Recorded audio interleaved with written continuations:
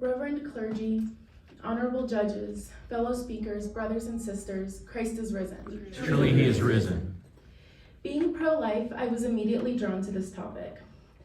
This year, I was looking forward to going to the March for Life with my school, but the trip was canceled due to COVID restrictions. Nonetheless, I have expressed my passion for the Orthodox teaching on life in other ways, such as holding signs at a life chain demonstration and volunteering at my school's pro-life mass.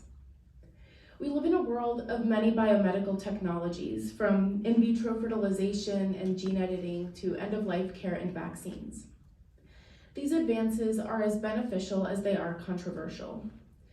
Discussions about them can get emotional very quickly, as they deal with all stages of life, impact so many of us, and can affirm or even alter our understanding of what it means to be human. If we, as Orthodox Christians, try to offer a faith-based perspective, we might hear from opponents, "Don't push your religion onto me." Regardless of their reaction, Orthodoxy teaches that the Church is the hospital of our souls and Christ is the physician. I believe that three key concepts to keep in mind are that bodies and souls have similar requirements, that all life comes from God and is worthy of protection, and that faith and reason are the two dimensions through which God intends us to view the world. St. Luke is widely known as one of Jesus' 70 disciples and as the author of the third gospel, but he was also a physician by trade. When St. Paul convinced him that Jesus is the one true Messiah, St. Luke immediately gave up his earthly goods and profession to follow him, becoming the physician of souls and going on to nurture the newly born church at Philippi.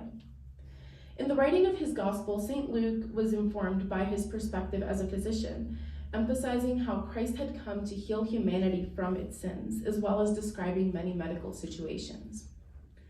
In Luke chapter 8, verse 48, Jesus tells the woman with a flow of blood, "Daughter, be of good cheer. Your faith has made you well." In the New Testament Greek, the words for saved and healed are synonymous. After St. Luke's martyrdom, a miraculous chrism trickled from his tomb, curing the eye diseases of those who anointed themselves with it in faith. St. Luke's story can teach us a lot about the Orthodox perspective on faith, health, and medicine. As humans, we have bodies as well as souls that require nourishment and healing. One particularly memorable prayer from the start of the COVID-19 pandemic was one that called for God's protection from the contagions both of the virus and of sin.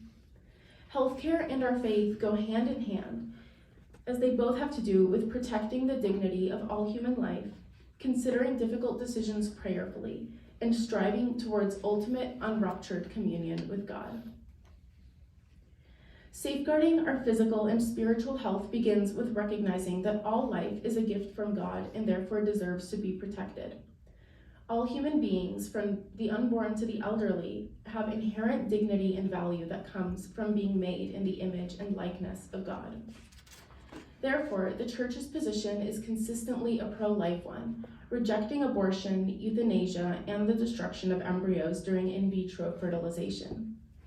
In fact, it is because of this position that the Church celebrates the creation of new medical technologies in the first place.